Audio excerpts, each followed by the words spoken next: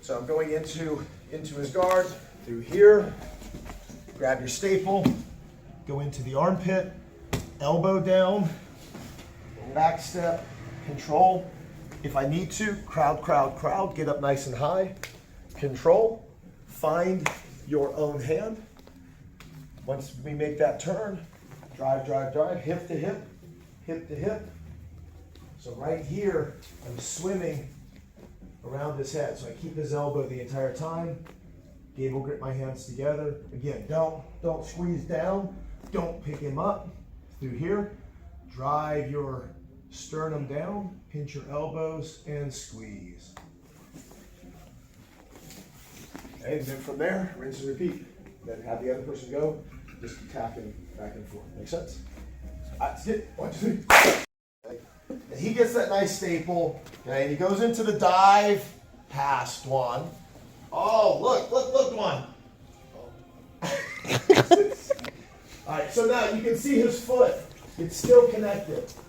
Okay, this is one of the things that I don't want, because what's going to happen through here? He's going to pull this leg in, and I'm going to start hunting. So if he leaves his ankle between my legs, when he pulls this one in, I'm going to go hunting to see if I can then pull him into half guard. So when he wants to mount me, I'm going to steal the position from him. Okay? And that was exactly the reason why I keep it until I'm clear, and then as soon as my hip and my other foot have cleared, I pull it off.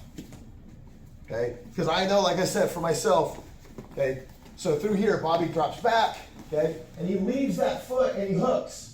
So even from here, okay, hook and start to mount. No, keep it. Oh, sorry. Yep. But now he goes to mount. So as he starts to drive, okay, I'm pushing for his other leg. So what I want to make sure is when I am clear, get completely clear. Okay? And then that way, when I go for my mount, it's less likely that you're going to be able to pull me into quarter guard or half guard. So once we make that dive, and I go here, this foot, then I pull it off. And now I'm all about my knee pressure inside the hip, so that when I make my step over, I push my hips in. And again, you're way less likely to be caught in half guard. So now, partner, you're not resisting, except for that little piece. I want you to try to put them in half guard when they mount you. Make sense? All right, let's go shot. 1, 2, 3. For that arm, because again, if you don't do anything to stop me, it's an easy grip. Okay, and already right from there, just by mounting you, I'm already going to get a great neck crank / choke. Okay? And what you tap to, I don't care.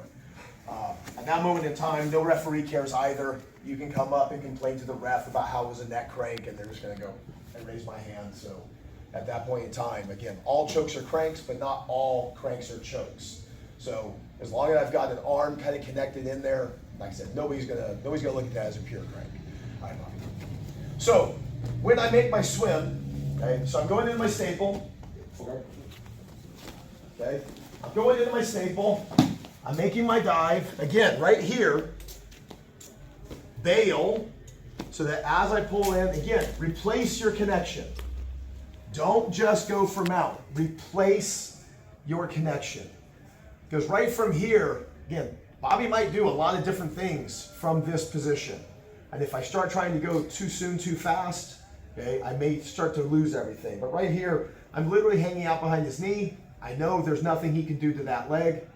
From here, as I drive my hips in, I'm leaning heavy into his head. My hips connect first, and then we start to go over. So as I'm here and I lean into his head, my hips are connecting. Now from here, this happens all the time. You go to swim over the head, but Bobby's like, I am not going to get caught. No, you're good. Okay? But this is what happens. Okay? I'm trying to swim to keep him connected on this one, but the moment his elbow clears, that pressure starts to go away. Okay? But it doesn't.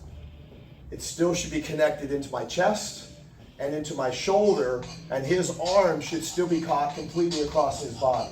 It's not gone. So when I'm here and I'm trying to swim over, As soon as that elbow right here, when the elbow becomes clear, he's gone from the choke pressure, but he's not gone from my position. Now my shoulder continues to press to keep him here, and then I'll start to feed to keep my hand under. Now I can feed to my gift wrap and make my connections, okay? But you have to get used to, hands should not do the job that your chest is already there for. He starts to escape the moment you bring your hand in to start to play with his arm and his elbow. Okay? At that moment in time, I know your pressure sucks.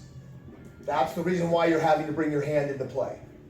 Okay? If your chest is doing the job, your hands are free to start to position, getting under the head, going in for gift wrap and the like.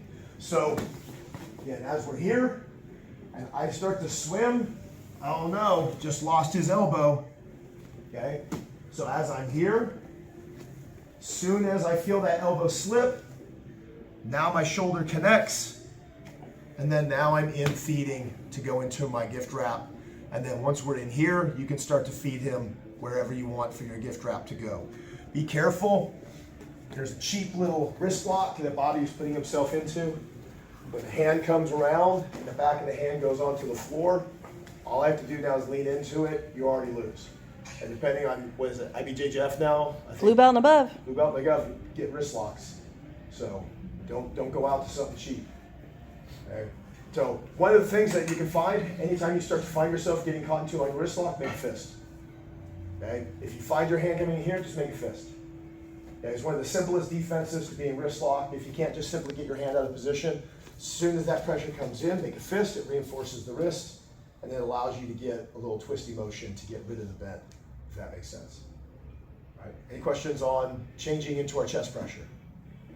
All right, so now we're gonna do the same thing, make the dive pass, start mounting, swim for the elbow, but now partner, physically start trying to get your elbow free, okay? And then as soon as it does, we just roll to the other shoulder. That arm should still be pinned heavy across the body, and then you should be able to literally just swim right into an easy hand behind the head and feed into your gift wrap.